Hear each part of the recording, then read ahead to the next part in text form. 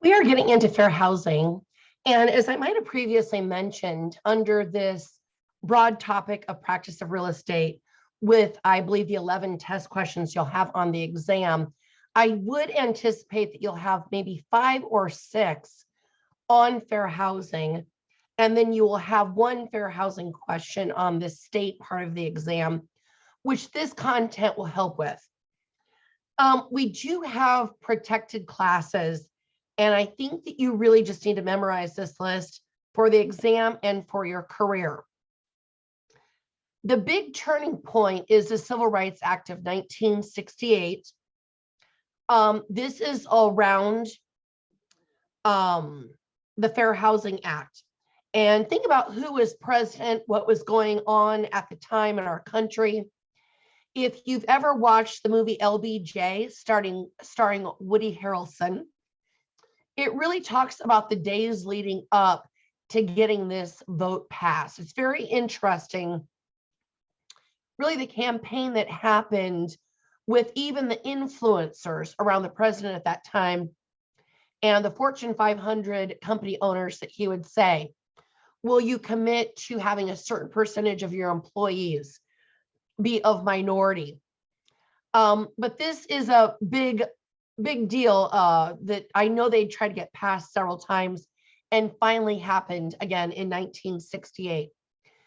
These are your protected classes: race, color, national origin, religion, sex, family status, and disability.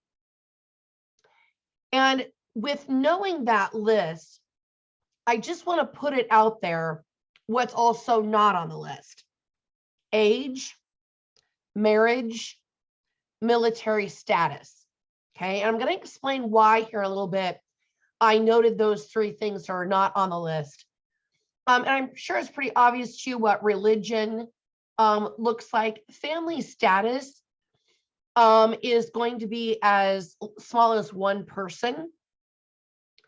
It also includes a woman who is pregnant or anyone taking custody of a child under the age of 18 through adoption or foster care. A really good example around that might be you're a landlord or a landowner who owns a multiplex apartment building and has an elderly woman on the main floor who says, I've rented from you for years and I don't feel well and I don't want someone noisy living above me. Please don't rent that vacant apartment to a family. Can you, as the landlord, make good on that promise? And the answer is no. Housing for older persons. This is why I mentioned age not being on the list. Actually, there was a Housing for Older Persons Act passed in 1995. And this says it's okay for there to be housing for individuals 55 and older. So I want you to think retirement villages or retirement homes, or maybe those 55 and older communities in Florida, where maybe you know a retiree that goes for the winter. Those are actually allowed. Next up, we have disability. And then there's a few things I want to dissect here for you. Disability is a physical or mental impairment. It also includes an individual that has AIDS. It also protects someone that's in a recovery program, but not someone who is just an addict or has had a criminal background around distribution of a controlled substance. This is someone in a recovery program, and then again, a person with AIDS. Here's the one other thing I think you need to know about disability is a landlord must allow the tenant with a disability to make reasonable accommodations.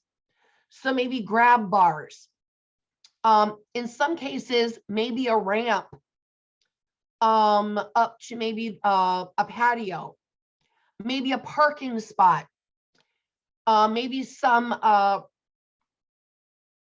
things installed in a shower to help that person. They must allow, again, that tenant with a disability to make reasonable accommodations.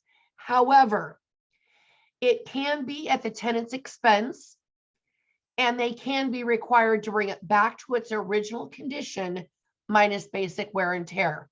So the landlord doesn't have to pay for those accommodations. And again, they can require the tenant to bring it back to its original condition minus basic wear and tear. One last thing is most of your offices are going to display this equal housing opportunity somewhere in their office. And I would suggest that you display this equal housing opportunity logo on your business cards and maybe some of your marketing.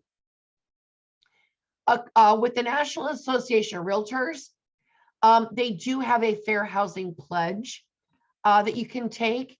And I recommend you all that are maybe becoming members of NAR to investigate that and read through that and take that fair housing pledge, and then make sure you talk about it with your clients.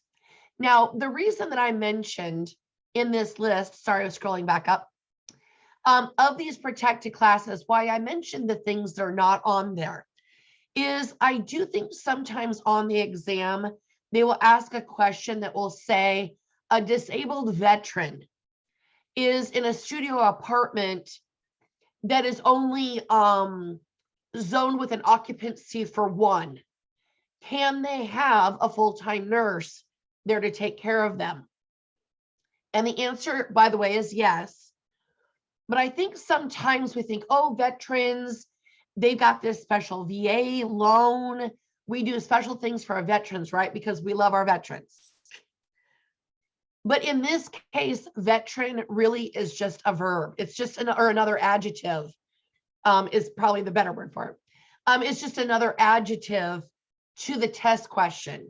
The fact that they've got a disability makes them a protected class, and that's what allows that nurse to be there.